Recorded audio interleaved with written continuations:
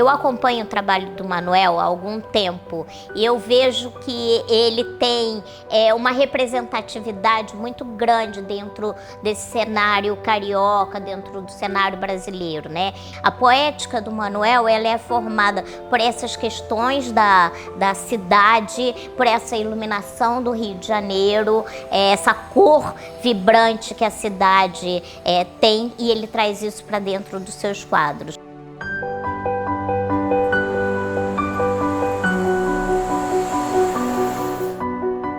A questão da transcendência sempre permeou meu pensamento, não sei nem desde quando. Meu interesse pela cidade e os seus fluxos, suas construções, sempre também me chamaram a atenção. Quando eu comecei a pintar, talvez eu já soubesse, já estava intuindo, né, que isso já estava no meu trabalho.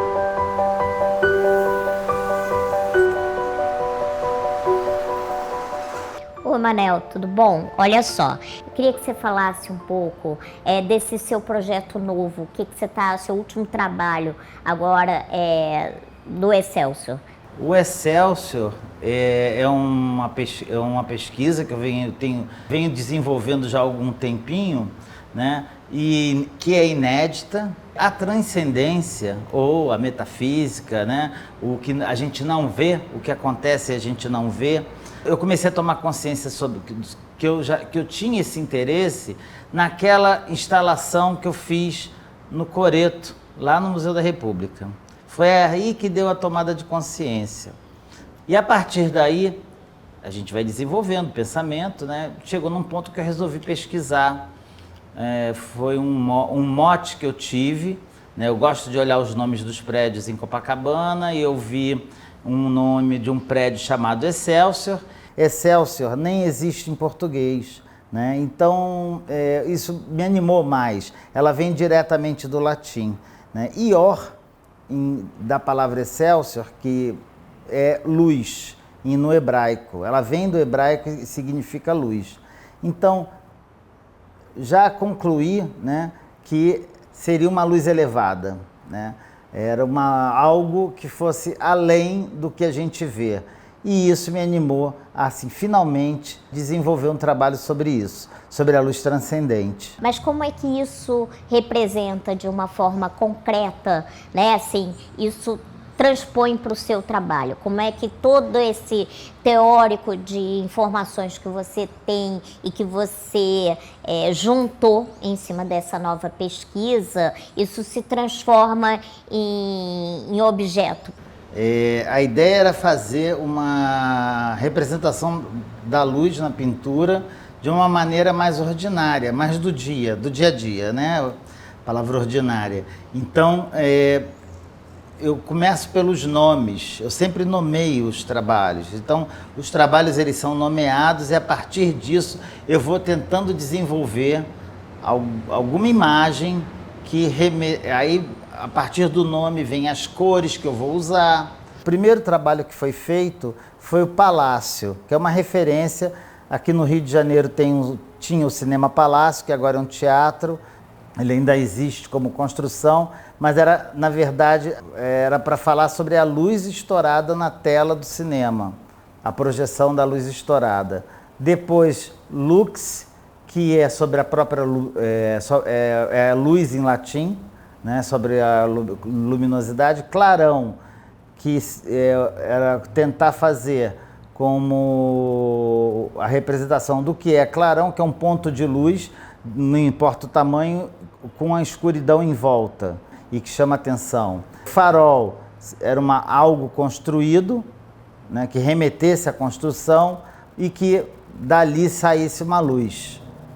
O Politeama, que é esse trabalho aqui atrás, o desafio era fazer dentro, o Politeama, o próprio nome já diz, é um ambiente de espetáculos, e era tentar fazer essa luz de uma certa maneira espetaculosa como representação.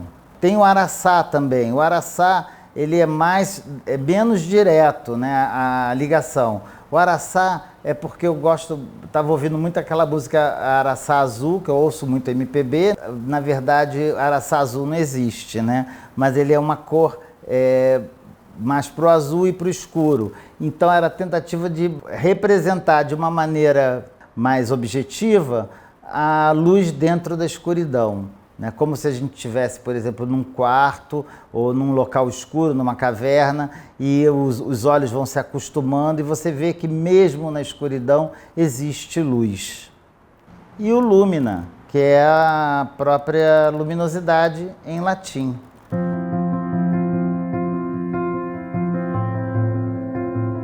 Todas as obras do conjunto Excelsior transmitem o potencial das cores, da luz e da energia, que gera comunicação e entendimento. Cada espectador ele tem o tempo que ele resolve ter para observar o trabalho, mas eu procuro tentar seduzir quem está observando o trabalho, né, o espectador, né, a continuar esse diálogo, né? Então, chegando mais perto do trabalho, olhando, deixo detalhes, pequenos borrões também, imperfeições, isso tudo vai fazendo com que quem tem interesse demore mais observando o trabalho. Você interrompe uma linha, essa linha ela é fechada no cérebro da pessoa. Então é uma forma também de fazer com que a pessoa participe do trabalho, da pintura, né? Ela está pintando comigo, naquela hora que ela está vendo.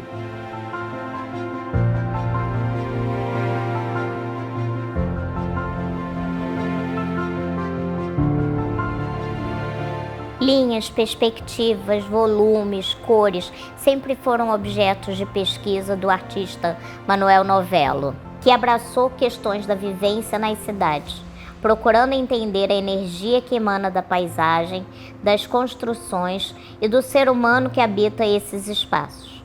Você, como artista carioca, como arquiteto, que tem um conhecimento dessa cidade, a gente desde Brasil colônia, já foi capital, então estilos arquitetônicos. Eu te coloco às vezes, eu imagino você como um flaner que vai andando e tendo todo esse manancial de elementos que você aos poucos vem trazendo para dentro do seu trabalho. Qual é a importância dessa cidade e desse caminhar, ou como você vê isso como um elemento que você vem trazendo para sua pesquisa? Influencia totalmente, né? Isso já está impregnado. Eu trabalhei muitos anos andando na cidade, né, como arquiteto.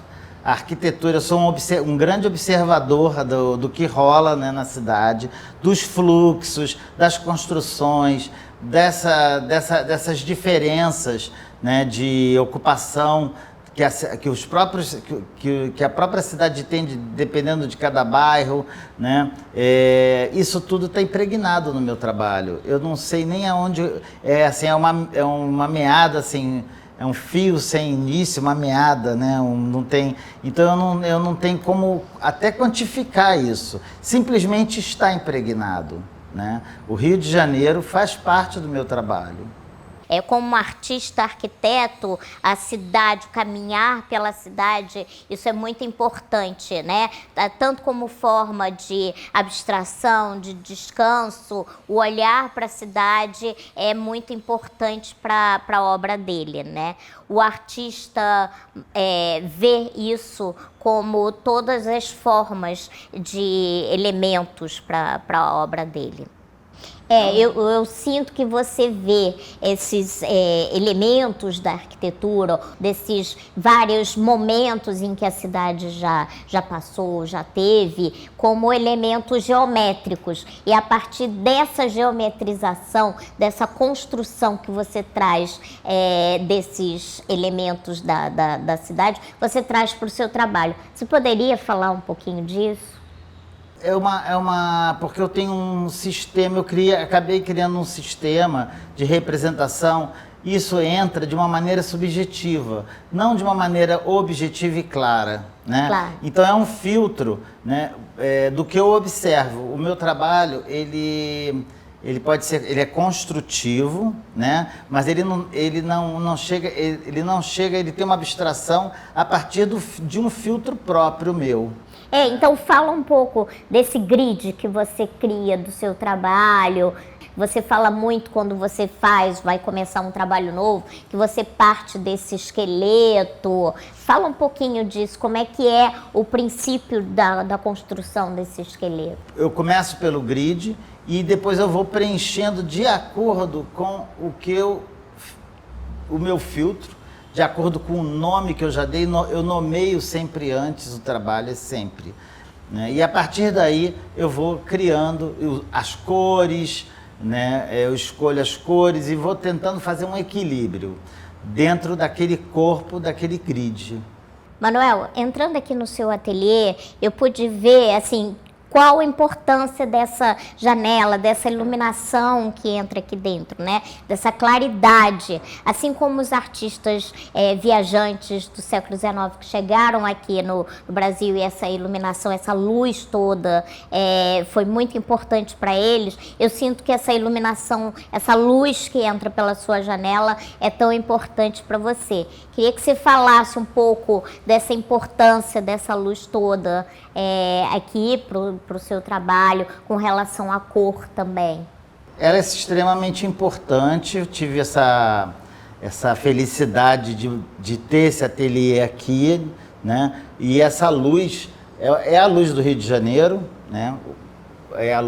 Em todas em dias nublados, é o Rio em dia nublado, é o Rio num dia de sol, é o Rio no verão, é o Rio no outono. Então, isso, claro que vai para o meu trabalho, né? As cores que eu uso são cores filtradas desse ambiente, dessa atmosfera, né? Que eu sou cercado, né? Não só das cores, mas também o fluxo. Eu ouço muito os barulhos. Hoje de manhã, então, foi a ponte aérea direto, um avião atrás do outro aqui, passando para descer no Santos Dumont, e isso tudo acaba entrando no trabalho. Certeza. Né? A passagem do tempo também,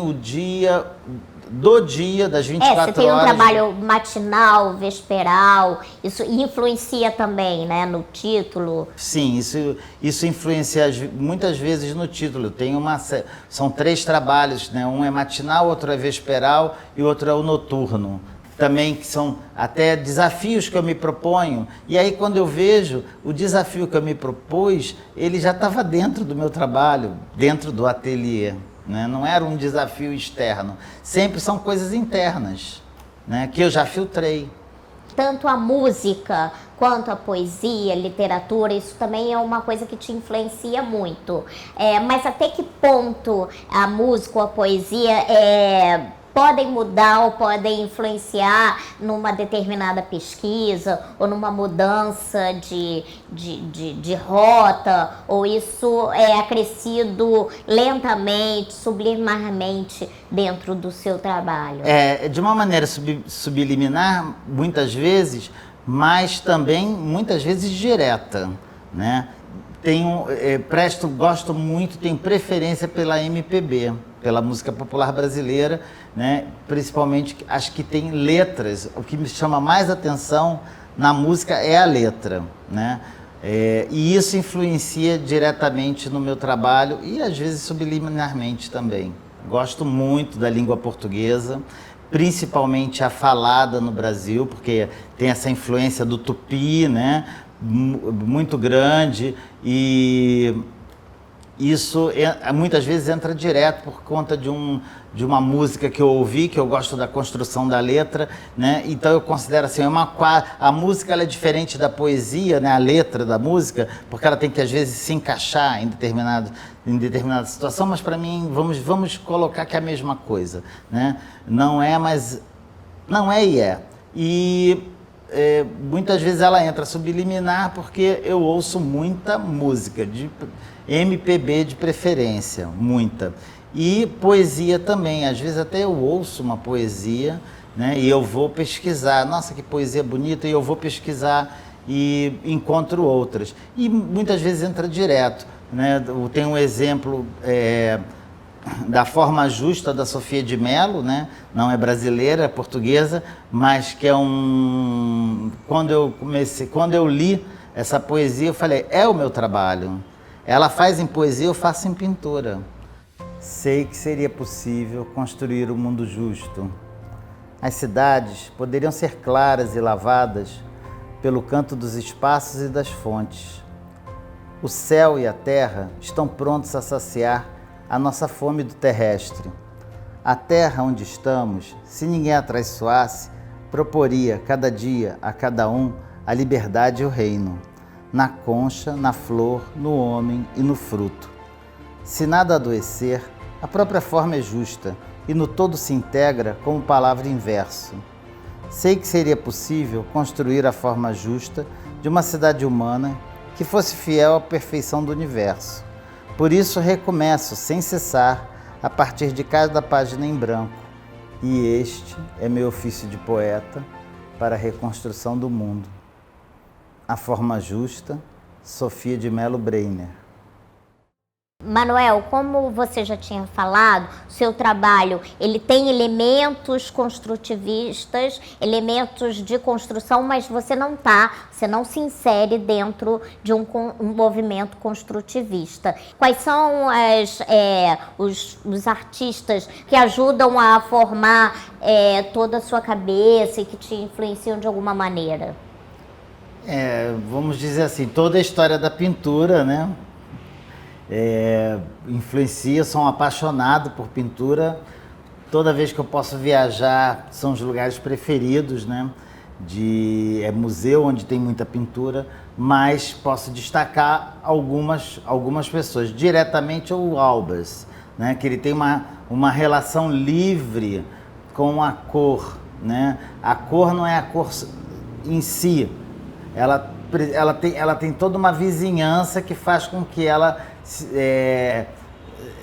reaja para nós de uma maneira ou outra, né?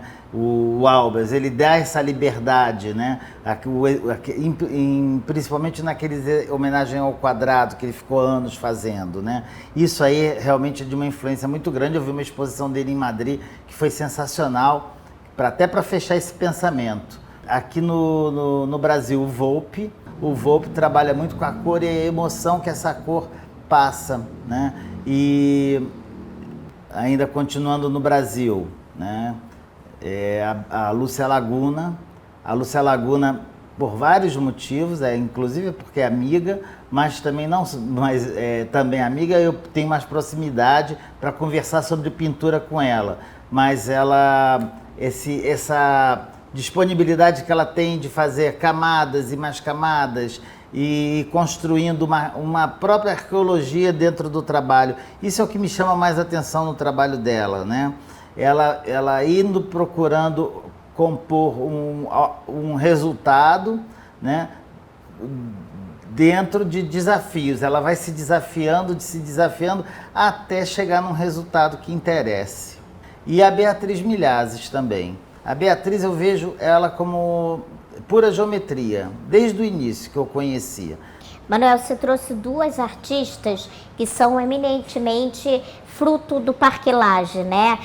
A Beatriz Milhazes e a Lúcia Laguna. Você também foi um artista que veio do Parque Lage. Podia falar um pouco dessa sua formação? Quem foram os professores que mais te influenciaram e com quem você teve aula lá?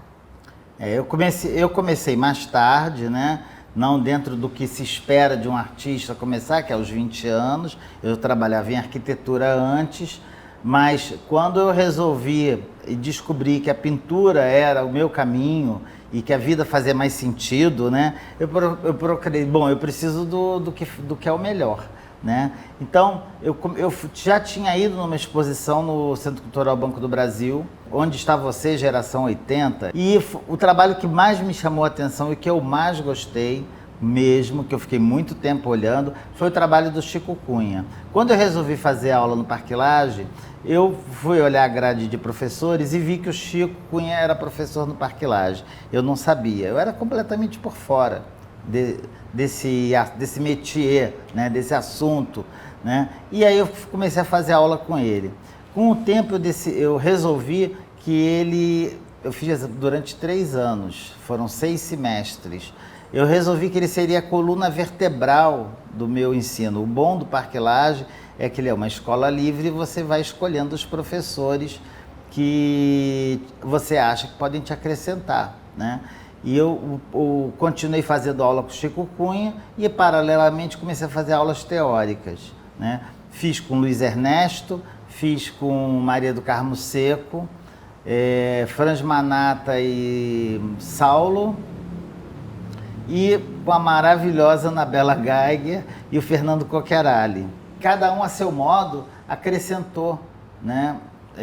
Muito no meu trabalho. Eu tinha pressa também como eu comecei mais tarde, eu tinha pressa de aprender, né? E entender o que era arte contemporânea, né? Então, por exemplo, o Luiz Ernesto, ele era uma aula onde ele colocava artistas que eram considerados importantes no século XX e do século XXI, de land art, de arte de minimalismo. E aí, quando eu chegava em casa, claro, eu anotava tudo, e eu chegava em casa e ia para a internet pesquisar. Pesquisava tudo, né? E depois eu via até, inclusive, em que galeria eles estavam, né? Se eles eram representados por alguma galeria, e eu olhava todos os outros artistas, porque se ele é bom e ele tem relevância, provavelmente uma galeria boa. Então, assim, eu corri para poder conhecer esse ambiente de arte contemporânea. Eu me lembro do Manuel, quando ele entrou no meu curso lá no Parque Lage, que logo depois, quando ele terminou a parte de exercícios e ele começou a desenvolver a linguagem dele, ele já começou com um abstrato. É interessante porque a grande maioria dos artistas contemporâneos, eles acabam optando pela pintura figurativa. Então, o Manuel ele sempre teve essa questão, né, desde o começo. Ele desenvolvia umas imagens abstratas com círculos e ele usava uns materiais meio inusitados, como umas formas de bolo, umas panelas. Era uma coisa interessante no sentido do que ele estava procurando meio como solução para a aplicação de tinta. Com o tempo ele foi desenvolvendo a linguagem dele e ele entrou nessa questão do grid, né? Na questão da malha, que dá uma série de leituras, né, poéticas no sentido da abstração geométrica e que pode se referir ao espaço urbano, enfim. Tem uma série de narrativas que podem estar contidas ali dentro da ideia da linha, né, formando esse grid, né. Com o tempo também o Manuel vai desenvolvendo a questão de cor, que vai ficando mais sofisticada, e também a questão da forma de aplicação, né? O Manuel já é um artista que tem uma inserção grande, tanto no meio artístico quanto no mercado. Um artista que já tem há 10 anos de inserção, já tem um reconhecimento, né? É um artista que já fez várias coletivas e tem algumas exposições individuais em espaços bastante conceituados aqui no Rio de Janeiro e em outros estados. Ele é uma voz, que está soando bem dentro desse universo artístico contemporâneo brasileiro. O que você entende, o que você projeta, ou se você tem alguma projeção do que você pretende alcançar em termos artísticos, né? Quais são os seus próximos projetos? Se você vai dar continuidade a essa pesquisa desse seu projeto Excelsior, né? Eu tenho interesse em falar mais sobre transcendência, né? Isso é interessante. Eu não sei em que momento, né, isso vai continuar, mas eu procuro passo a passo. Você coloca alguma coisa nova no trabalho, surgem outras, né? Então isso também, saindo do trabalho, isso vai também para séries, né, para sequências. Talvez sim, talvez eu continue a falar sobre transcendência. O que a gente vive aqui é obra do acaso, Eu não acredito, né? Mas isso é uma crença minha. Eu não acredito que isso tudo seja obra do acaso. Existe algo mais, né? Existe algo superior que está fora da gente, que nos transcende e que também está dentro de nós. Como o farol que ilumina caminhos, Manuel Novello propõe um olhar atento para as particularidades do ser humano, uma atitude mais generosa do artista que permite ao espectador mais prazer na descoberta na arte.